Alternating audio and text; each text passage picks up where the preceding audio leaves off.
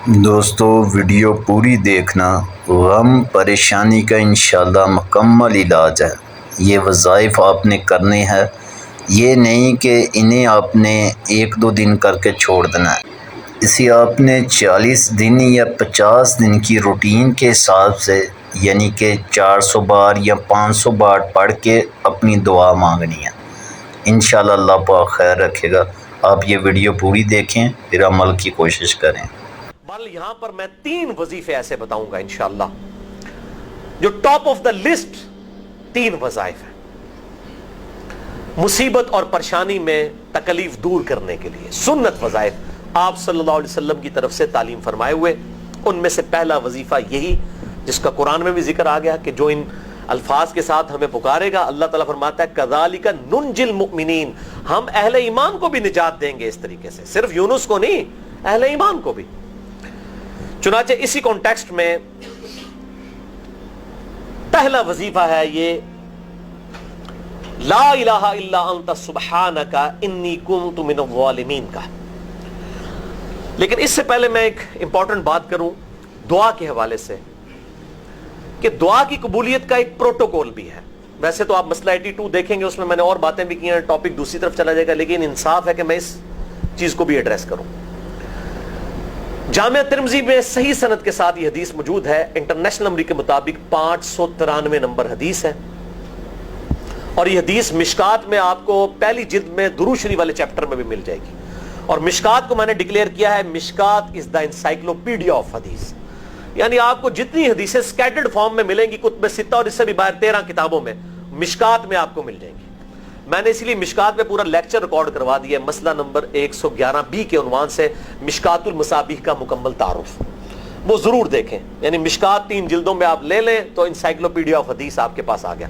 6294 احادیث ہیں، اور اس میں چونکہ احادیث کی تکرار نہیں ہے تو کتب ستہ اس کے علاوہ بھی 12-13 کتابیں جو ہیں اس میں کور ہیں، اس میں بھی یہ حدیث موجود ہے۔ جامعہ ترمذی میں انٹرنیشنل نمبر کے مطابق 593 نمبر۔ سیدنا عبداللہ ابن مسعود رضی اللہ تعالیٰ عنہ کہتے ہیں کہ ایک دفعہ میں آپ صلی اللہ علیہ وسلم کی موجودگی میں نماز پڑھ رہا تھا، اور سیدنا ابو بکر اور عمر رضی اللہ تعالی عنہما وعلیہم السلام وہ بھی وہاں پہ موجود تھے۔ میں نماز کے جب یعنی کہ تشہد میں بیٹھا، میں نے اللہ کی حمد کی، التحیات للہ والصلوات والطیبات، اس کے بعد درود پڑھا، اور اس کے بعد میں نے دعا مانگنا شروع کی تو آپ صلی اللہ علیہ وسلم نے ارشاد فرمایا سل تعطا سل تعطا، مانگ تجھے دیا جائے گا، مانگ تجھے دیا جائے گا۔ یعنی جو درود شریف اور ذکر کے ذریعے متوجہ ہوتا ہے اللہ تعالیٰ اس کی دعا قبول کرتا ہے۔ اور پھر ابن مسعود ادھر ہی روایت کرتے ہیں، ساتھ ہی جامعہ ترمذی میں دوسری حدیث ہے صحیح سند کے ساتھ کہ ایک شخص آیا، اس نے جو ہے وہ نماز کے دوران حمد و درود کے بغیر ڈائریکٹ اللہ سے مانگنا شروع کر دیا۔ تو جب وہ فارغ ہوا آپ صلی اللہ علیہ وسلم نے اسے بلا کر کہا کہ سائل تو نے مانگنے میں جلدی کی، تجھے چاہیے کہ جب دعا مانگنے لگے پہلے اللہ کی حمد بیان کر، پھر مجھ پر درود پڑھ، اور پھر اللہ کی طرف متوجہ ہو۔ اور اس حدیث میں آتا ہے کہ ایک اور شخص آیا، یعنی ابن مسعود وہ خود تھے، اور اس نے اللہ کی حمد اور درود کے ذریعے دعا مانگی تو آپ صلی اللہ علیہ وسلم فرمایا سل تعطا، مانگ تجھے دیا جائے گا، مانگ تجھے دیا جائے گا۔ درود شریف پہ میں الگ سے بھی لیکچر دے چکا ہوں، مسئلہ نمبر 56 کے عنوان سے 2 گھنٹے کی گفتگو ہے۔ درود شریف کے صحیح فضائل اور صحیح احکام و مسائل بڑی ڈیٹیل کے ساتھ ہر اینگل سے درود شریف کے حوالے سے آپ کو وہ سمجھ لیں کہ انسائکلوپیڈیا ہے وہ لیکچر، مسئلہ نمبر 56 اہل سنت پاک .com پہ۔ تو دعا کے لیے حمد اور درود شریف ضروری، اس لیے دیکھیں نماز کی انٹلیکچوئل ترتیب ہے، آپ پہلے دعا کرتے ہیں التحیات للہ والصلوات والطیبات، اللہ کی حمد کرتے ہیں، پھر نبی صلی اللہ علیہ وسلم پر سلام عرض کرتے ہیں السلام علیکہ ایھا النبی، اس کے بعد آپ درود پڑھتے ہیں، اور اینڈ پہ آپ دعا مانگتے ہیں اللہم انی اعوذ بک من عذاب جہنم ومن عذاب القبر ومن فتنة المحیا والممات ومن شر فتنة المسیح الدجال، یا اللہم ربنا آتنا فی الدنیا حسنة وفی الآخرة حسنة وقنا عذاب النار، یا رب اجعلنی مقیم الصلاة ومن ذریتی ربنا وتقبل دعائی ربنا اغفر لی ولوالدی وللمؤمنین یوم یقوم الحساب۔ کوئی بھی دعائیں مانگیں، یہ بھی مانگیں جو میں وظائف بتا رہا ہوں، کیونکہ بخاری اور مسلم کی متفق علیہ حدیث ہے۔ مشکات میں آپ کو تشہد والے چیپٹر میں حدیث مل جائے گی کہ نماز میں تشہد میں درود کے بعد جو چاہو اپنے رب سے مانگو، یعنی عربی میں مانگنا ہوگا، دعائیں مانگیں، دعائیں معصورہ کتاب و سنت میں جتنی ہیں وہ مانگیں، اس کے علاوہ بھی مانگ سکتے ہیں اگر الفاظ درست ہوں لیکن عربی زبان میں۔ تو یہ پہلا وظیفہ جامعہ ترمذی میں انٹرنیشنل نمبر کے مطابق 3505، مشکات میں 2292 نمبر یہ حدیث ہے، اور قرآن حکیم میں تو ہم پڑھ چکے ہیں سورۃ الانبیاء آیت نمبر 87 اور 88 میں آپ صلی اللہ علیہ وسلم نے ارشاد فرمایا کہ یونس علیہ السلام نے مچھلی کے پیٹ میں اپنے رب کو ان الفاظ کے ساتھ پکارا تھا، لا الہ الا انت سبحانک انی کنت من الظالمین، اور پھر آپ صلی اللہ علیہ وسلم نے فرمایا کہ جو کوئی شخص اپنے کسی بھی معاملے میں، کسی بھی پریشانی میں اس دعا کے ذریعے اللہ کی طرف متوجہ ہو، اللہ تعالیٰ اس کی دعا کو قبول فرما لیتا ہے۔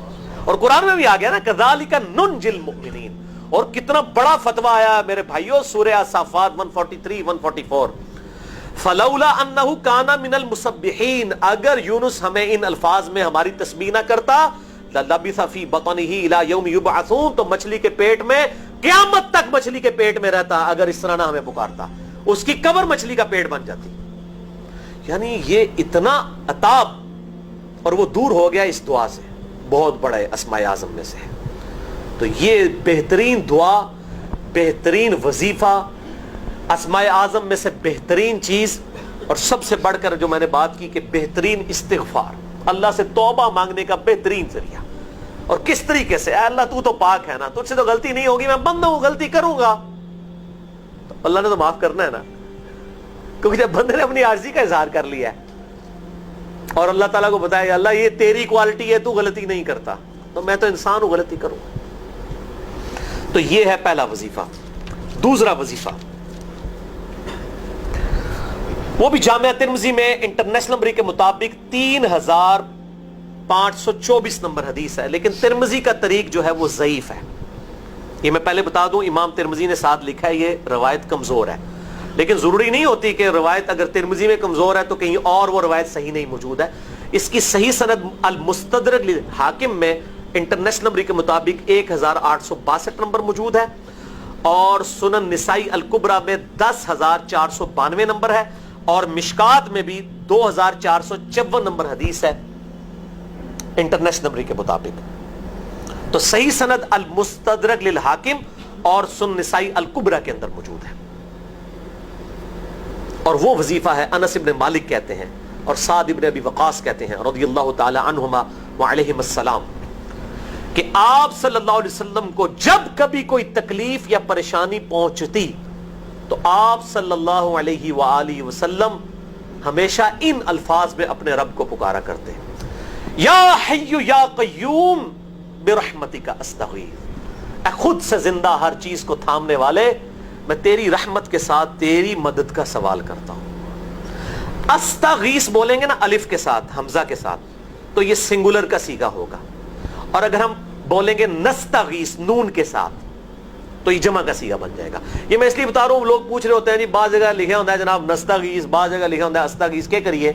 وہ نستغیث جمع کا صیغہ بنا لیا جاتا ہے، جیسے دعا ہے سنن ابی داؤد میں اللہم اجرنی من النار، لیکن اگر جمع کا صیغہ بنائیں گے تو اللہم اجرنا من النار ہو جائے گا۔ اس طریقے سے دعائے قنوت کے الفاظ ہیں اللہم اہدنی فی من ہدیت، تو جمع کا صیغہ ہوگا اللہم اہدنا فی من ہدیت۔ یہاں پر بھی ہے یا حی یا قیوم برحمتک استغیث سنگولر کا صیغہ، اور نستغیث پلورل کا صیغہ، جمع کا صیغہ۔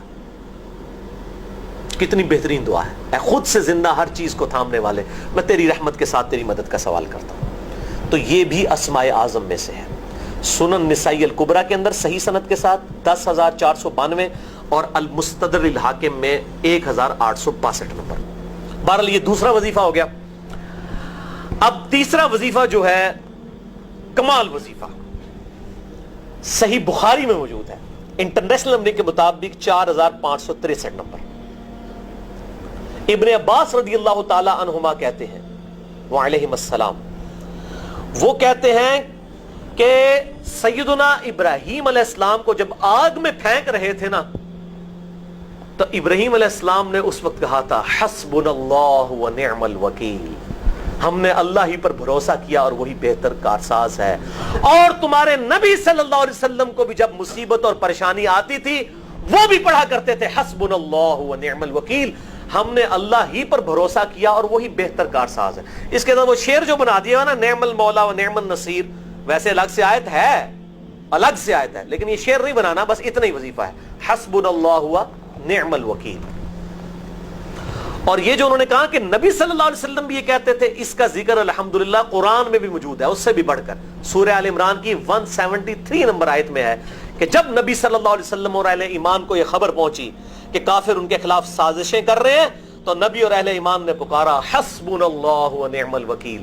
تو حسبنا اللہ و نعم الوکیل قرآن کی آیت بھی ہے، اور یہ ہے وہ آیت، وظیفہ قرآن میں آیا ہوا ہے. یہ آل عمران 173 اور صحیح بخاری 4563. اور مجھے بڑا وجد آیا کہ ابراہیم علیہ السلام کو جب آگ میں پھینکنے لگے تھے، انہوں نے اس وقت اللہ کو ان الفاظ کے ساتھ پکارا، حسبنا اللہ و نعم الوکیل.